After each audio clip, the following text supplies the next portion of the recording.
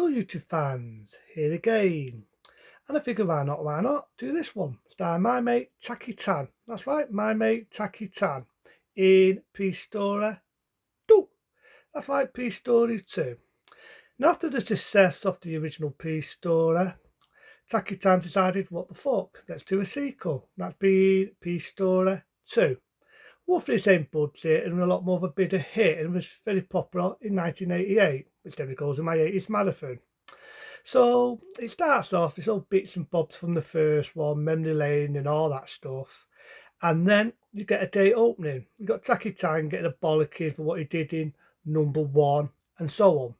But the criminals get away with it. The villains from number one get away with it. But it's not all about their story. Even though it does have a little bit of them in it, it's not only all about their story. I think this is a very cleverly made film. Fuck it, shoot me. I really do, because it starts off with these sort of like terrorists, and they plant bombs on people. They get one die, they plant a bomb on him, done just to top a suitcase off. Little does he know, they blow him up. So I think it's unique. I think it's clever. And you got bits in it where you got the same girl that made his girlfriend in the original Peace Story. Very pretty, very funny. And sort of like the idea she's in this. I feel in this she gets more time than what she did in number one, which I can appreciate that.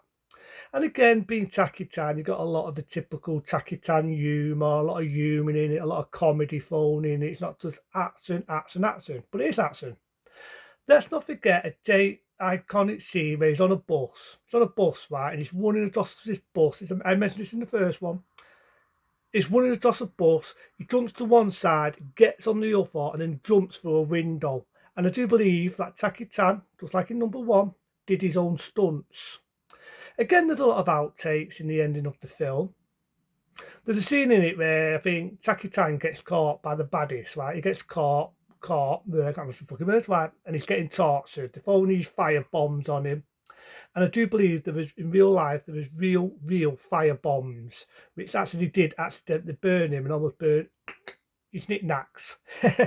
But, you know, accidents happen. I do believe the one that paid his girlfriend, there's a scene where he's running across a pole, and because he got the timing wrong, it accidentally busted her head open, and she had to get stitches.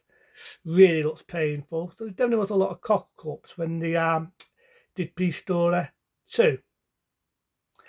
I do like one character in it. It comes across being a bit of a mute. I know it's not a nice word, but he is. He doesn't talk, and you think he's got disabilities, even though I don't think that's the right word to use nowadays. And but he's definitely a good fighter. He definitely kicks the shit out of Taki Tan. He definitely don't want to fuck with this guy.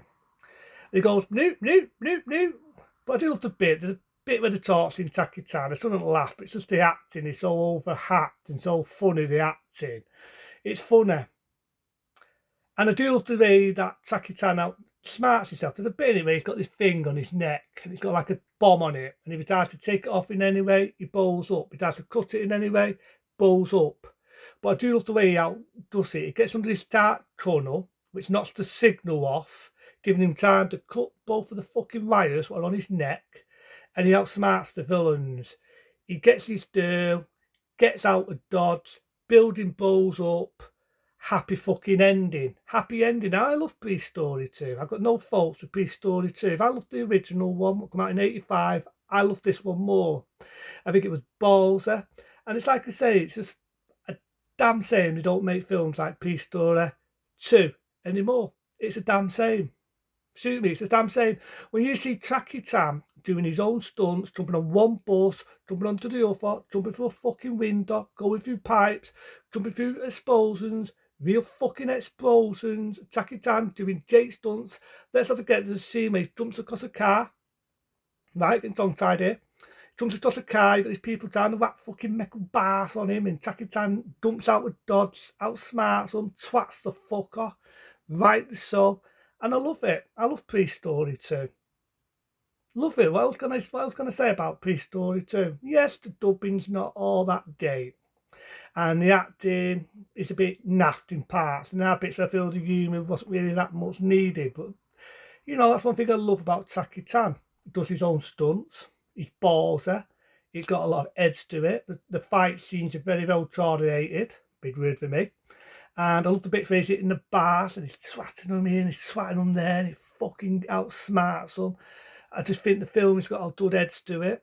And I do know over the days they made a Peace Story 3, a Peace Story 4, new Peace Story, that's me fucking ear, blah, blah, blah.